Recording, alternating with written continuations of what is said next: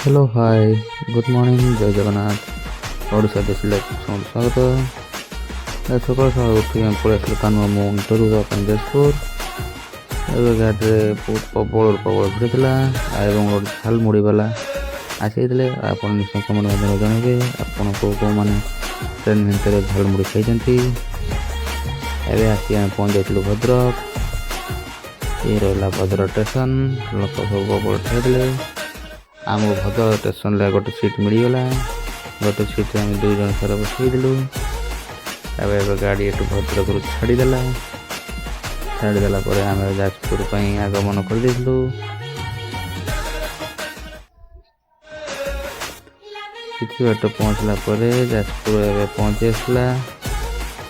ଯାଜପୁର ଷ୍ଟେସନରେ ଏବେ ଓହ୍ଲେଇ ପଡ଼ିଲୁ। ଆଜି ପ୍ରବଳ ଭିଡ଼ ହୋଇଥିଲା। ଯାଜପୁର ଷ୍ଟେସନରୁ ଓହ୍ଲେଇବା ପାଇଁ ବହୁତ ପ୍ରବଳ କଷ୍ଟ ହେଲା। ଯାଜପୁର ଷ୍ଟେସନରୁ ଓହ୍ଲେଇ ଏବେ ଆମେ ଅଫିସ୍ ପାଖକୁ ଚାଲିଲୁ। ଯେହେତୁ ଆମେ ଟିକଟ କାଟିନଥିଲୁ ଲୁଚିକି ପଳେଇ ଆସିଲୁ ପାଚେରୀ ଡେଇଁ ସେଠି ଖାଇଦେଲୁ। ଖାଇଦେଇକି ଚାଲିଲୁ ଅଫିସ୍ ପାଖକୁ।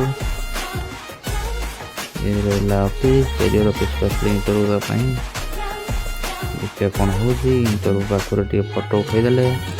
ଏ ରହିଲା ଅଫିସ୍ର କିଛି ଲୁକ୍। ଲୁଚିକି ଟିକେ ଭିଡ଼ିଓ କରିବା ପାଇଁ ପଡ଼ୁଥିଲା କାହିଁକିନା ଜଣକା ଇଣ୍ଟରଭ୍ୟୁ ନେଉଥିଲେ। ତାପରେ ଆମେ 2 ଜଣ ଭିତରେ ଇଣ୍ଟରଭ୍ୟୁ ଆମର ଫେଲ୍ ହୋଇଗଲା କାହିଁକିନା କହିଲେ ଆମର ହେଲ୍ଥ ନାହିଁ ବୋଲି। ଦେଖିବା ନେକ୍ସଟ ଟାଇମ୍ ନିଶ୍ଚୟ ଆମେ ହେଲ୍ଥ ବନେଇକି ଆସିବା କ'ଣ ହେଉଛି।